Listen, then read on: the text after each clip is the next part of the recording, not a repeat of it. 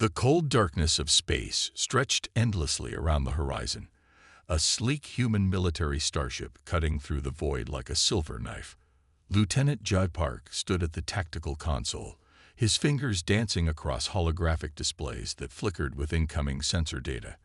The ship's interior hummed with quiet tension, a subtle reminder of the ongoing conflict between humans and the alien civilization known as the Triax Confederation. Jay's eyes narrowed as distant sensor readings began to pulse with unexpected activity. A small squadron of enemy fighters had emerged from a nearby asteroid field, their angular designs sharp against the starry background. Most would have immediately prepared weapons, but something in Jay's instincts made him pause. The lead alien fighter moved erratically, its flight path stuttering and unstable. Most experienced combat pilots would recognize this as a sign of critical damage or a wounded pilot. The other fighters in the squadron seemed to be retreating, abandoning their damaged companion. "Tactical team, hold fire," Jay commanded, his voice steady and calm. The communication officer, Lieutenant Lee, looked surprised. "Sir, standard protocol requires." "I know the protocol," Jay interrupted, "but something isn't right with that fighter." As the damaged craft spun closer, its hull showed multiple breach points. Internal systems were failing, and life support was rapidly degrading. Through the ship's advanced scanners, Jay could see the pilot, a female alien, her body slumped over the control systems, struggling to maintain consciousness. The fighter was going to crash. In that moment, Jay made a decision that would change everything. Instead of allowing the craft to be destroyed or crash into empty space, he activated the ship's emergency retrieval protocols. Specialized magnetic tethers extended from the horizon's hull, carefully capturing the failing alien vessel. The bridge crew watched in stunned silence as the damaged fighter was slowly pulled into the ship's secondary hangar bay. Jay's hands moved quickly, initiating decontamination and emergency medical protocols. "Prepare medical team," he ordered. "Full protective gear and xenobiological containment units." Minutes later, rescue teams carefully cut through the fighter's damaged hull. The alien pilot was unlike anything they had seen before, her skin a pale lavender, with intricate biological patterns that seemed to shift and change even in her unconscious state. Her breathing was shallow, multiple injuries visible through her damaged flight suit. Jay watched from a secure observation room as medical robots and human specialists worked to stabilize the alien. Her species was known to be aggressive, part of a military confederation that had been fighting humans for territorial control of several star systems. Every previous encounter had been marked by brutal, no-quarter combat. But something about this pilot was different. Her medical scans revealed she was young, perhaps equivalent to a human in her late 20s. Her injuries suggested she had been fighting defensively, trying to protect something or someone. The other fighters had abandoned her without hesitation, a stark reminder of the cold calculations of war. As she was transferred to the medical bay, Jay couldn't shake a feeling of something. Curiosity, compassion. The line between professional duty and personal instinct blurred. The ship's chief medical officer, Dr. Kwan, approached Ja with her initial report. "Her species has a unique biological structure. Multiple puncture wounds, significant internal bleeding. Without immediate intervention, she won't survive more than a few hours." Jay nodded, watching the alien pilot through the medical bay's transparent walls. Her breath came in ragged gasps, her body fighting against multiple system failures. "Treat her," he said simply. Little did Jay know that this single moment of mercy would set in motion a series of events that would challenge everything both humans and the Triax Confederation understood about war, survival, and the complex nature of intelligent life. The stars continued their silent watch, indifferent to the drama unfolding within the horizon's protective hull. The medical bay of the horizon was a sterile world of white light and soft electronic beeps. The alien pilot lay on a specialized medical bed, her body slowly healing under the careful monitoring of advanced medical systems. Her eyes flickered open, revealing irises that shifted between deep purple and silver. Jay Park stood near the observation window, watching her carefully. Dr. Kwan had explained that her species possessed remarkable regenerative capabilities, but she would be weak for several days. The alien's gaze slowly moved around the room, taking in every detail with a mix of confusion and wariness. When she finally spoke, her voice was a low, raspy sound that the ship's translation system struggled to interpret. "Where am I?" Jay stepped closer, maintaining a respectful distance. "You're on a human starship. We rescued you from your damaged fighter." The alien's body tensed. Among her people, capture meant certain death or painful interrogation. But something about this human's posture was different. He didn't seem threatening. His eyes showed no anger, no desire for revenge. "Why?" she asked. The single word carried multiple layers of confusion. Jay pulled up a chair, sitting down near her bed. "You were injured. Leaving you would have been wrong." Her species had been taught that humans were ruthless warriors. Propaganda films showed humans as merciless killers who destroyed everything in their path. Yet here was a human who had saved her life when her own squadron had abandoned her. Days passed. The alien slowly regained her strength. Jay would visit briefly, bringing her simple nutrition packets that the medical team had adapted to her biological needs. They learned each other's names. Her name was Hannah Kim, a name that sounded surprisingly similar to human naming conventions. Hannah discovered that Jay was more than just a soldier. He spoke about his home on Earth, about a small coastal town where his family had lived for generations. He told stories of his grandmother, who had taught him that every life had value, regardless of its origin. "In my culture," Jay explained one evening, "we believe that showing mercy is a sign of true strength, not weakness." Hannah found herself fascinated. Her own civilization valued strength through combat, through elimination of potential threats. The concept of mercy was almost alien to her. Yet here was proof of a different approach to existence. The ship's medical systems continued to monitor her, slowly helping her body heal.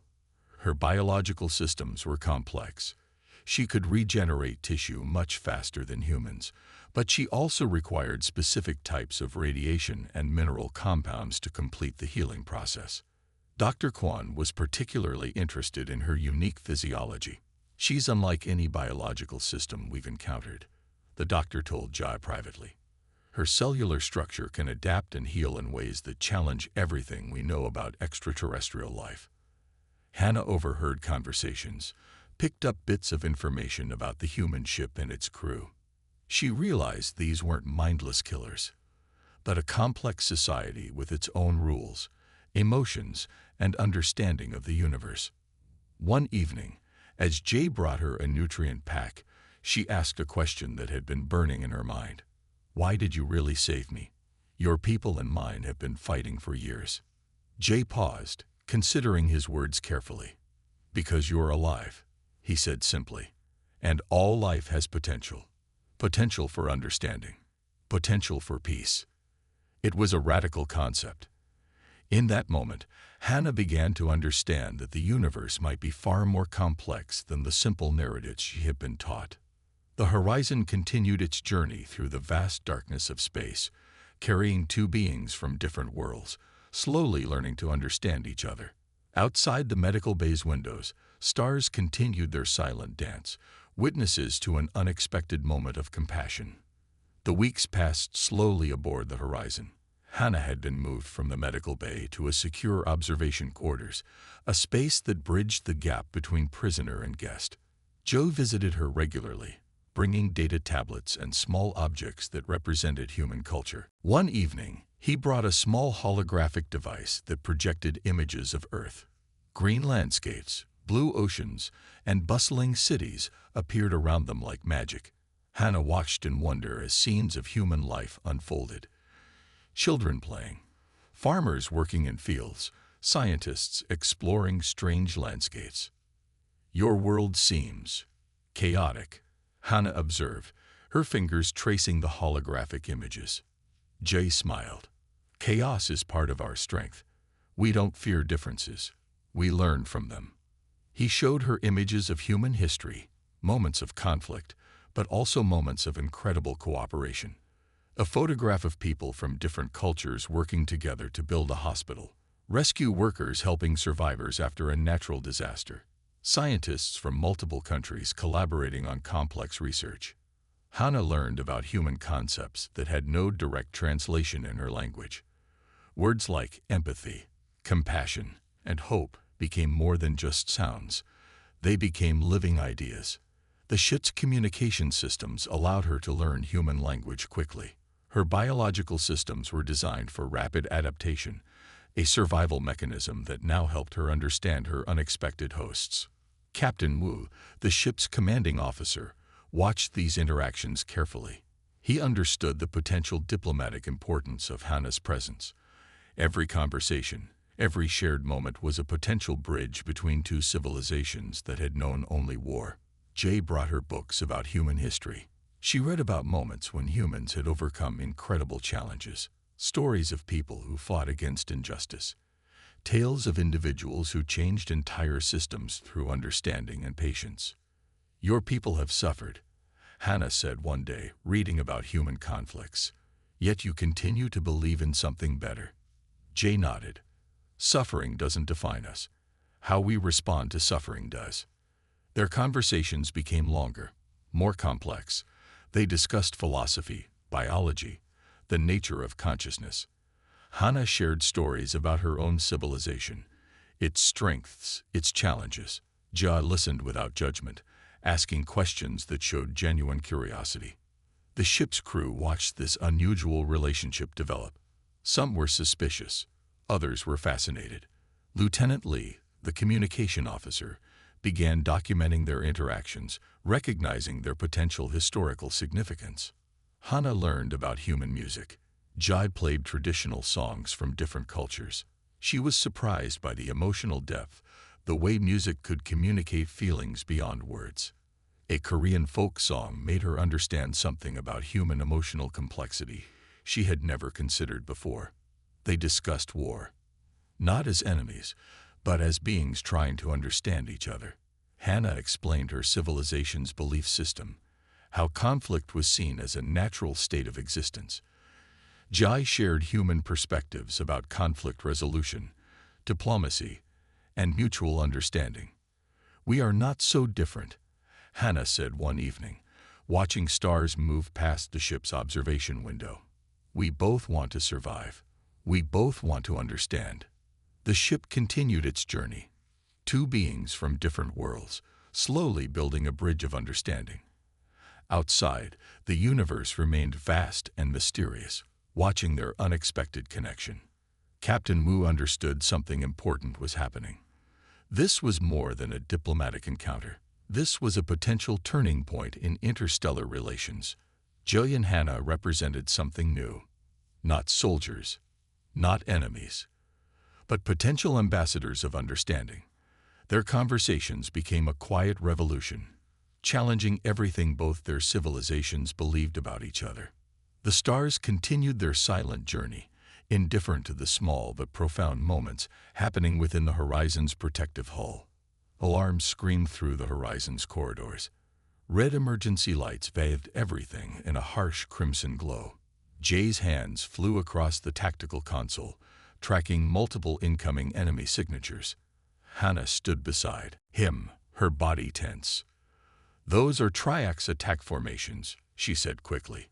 "They've come for me." The ship's sensor systems showed a terrifying sight. 12 heavy combat vessels approached, their weapon systems charging. These weren't just any ships. They were the elite hunter-killer squadrons of Hannah's home fleet. "They will destroy everything to capture or eliminate me," Hannah explained, her voice calm but urgent. "My knowledge of their military strategies is too valuable to let fall into human hands." Captain Wu made a quick decision. Battle stations. Defensive Formation Alpha 3. The Horizon wasn't a typical military vessel. It was a research and diplomatic ship, which meant its defensive capabilities were limited. But Jay Park was no ordinary tactical officer. He had spent years studying advanced combat algorithms and alien tactical approaches. Weapon systems activated. Energy shields flickered to maximum intensity. The ship's AI began rapid calculation of potential escape and defense scenarios. The first wave of Triax missiles approached. Instead of direct confrontation, Jay used a complex series of electromagnetic disruption techniques. Ships that looked powerful suddenly found their systems scrambled, their perfect formation breaking apart. "How are you doing this?" Hannah asked, watching in amazement. Jay's fingers moved with precision. "Every system has weakness. We just need to find it." The battle became a complex dance of technology and strategy. The Triax ships were powerful, designed for total destruction. The Horizon was smaller, more agile, with a crew that refused to be defeated. Hannah provided critical intelligence. She explained the communication protocols of her home fleet, helping Jay predict their next moves. Her knowledge turned from a potential threat into their greatest advantage. "They will try to isolate and board us," she warned. "Their primary objective is capturing me." Captain Wu looked at Hannah. "And you?" She met his gaze directly. "I choose to stay. With humans." The statement carried more weight than simple words. It was a declaration of a new path, a rejection of everything her civilization had taught her. External sensors showed massive energy buildup from the enemy ships. They were preparing a final devastating attack that would completely destroy the Horizon. Jay realized they needed something unexpected, a strategy that would break the Triax attack formation completely. He initiated a complex series of sensor ghost projections. The Horizon suddenly appeared to be in multiple locations simultaneously. The Triax ships became confused, their targeting systems overwhelmed by false signals and complex electronic warfare techniques. One by one, the enemy ships began to retreat. Their perfect attack formation collapsed into chaos. "Incredible," Hannah whispered. The battle lasted less than 30 minutes. When silence returned to the ship's command center, everyone looked exhausted but alive. Captain Wu approached Jay and Hannah. "Explanation?" he asked simply. Hannah stepped forward. "They wanted to eliminate a potential threat. Me. But they didn't understand that threats can change. Perspectives can shift." The stars outside remained silent witnesses to this moment of transformation. A human ship, an alien passenger, a battle that challenged everything both civilizations believed about each other. Joe looked at Hannah. She looked back. Something had changed between them. Not just understanding. Something deeper. The Horizon continued its journey through space, carrying with it the potential for a new kind of relationship between species. Damaged but unbroken. Challenged but not defeated. The Horizon drifted through a quiet sector of space, its systems slowly recovering from the recent battle. Hannah sat in the communication center, her fingers moving across advanced translation interfaces. She was doing something unprecedented, preparing a comprehensive communication that could potentially change everything between her civilization and humans. Jay watched her work, understanding the weight of her actions. What she was preparing was more than a message. It was a bridge between two worlds that had known only conflict. Captain Wu called a special meeting.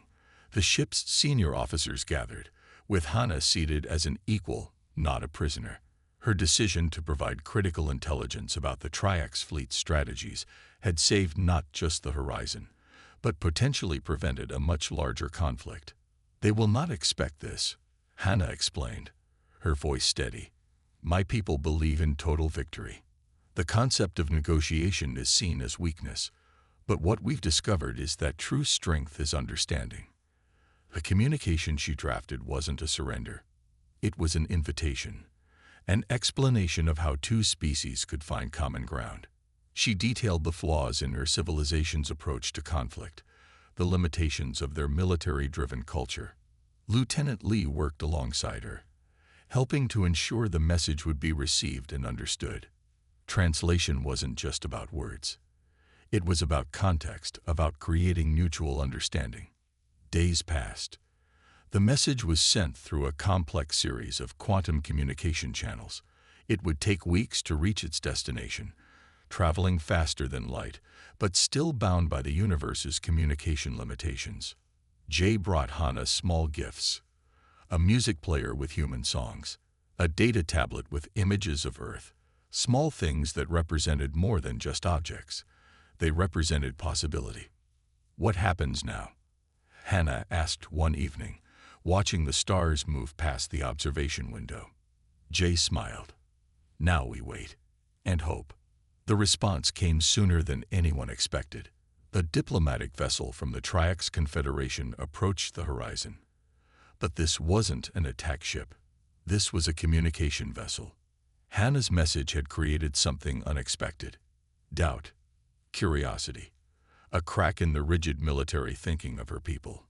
The diplomatic discussions were complex. Hours of communication, translation, understanding. Hannah stood as a bridge between two civilizations. Not a soldier, not a prisoner, but something new. Captain Wu recognized the historical significance of this moment. This wasn't just a potential end to a conflict. This was the beginning of something larger. Jay watched Hannah during the negotiations. She was calm, precise, explaining the potential for mutual understanding. Her arguments were logical, but carried an emotional depth that surprised the Triax representatives. "We are not defined by our ability to destroy," she said during one critical moment. "We are defined by our ability to understand." The Triax representatives couldn't dismiss her. She was one of their own, speaking a truth they had never considered. Weeks turned into months. The horizon became a symbol of something new, a place where understanding could happen, where differences could be discussed, not destroyed. Jay and Hannah's relationship had become more than a personal connection. It was a diplomatic breakthrough.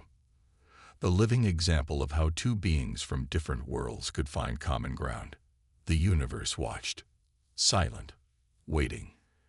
As the horizon continued its journey, carrying its message of hope and understanding, something fundamental had changed, not just between two species, but in the very concept of what intelligent life could be. Stars moved, civilizations watched, and somewhere, in the vast darkness of space, a new kind of conversation had begun.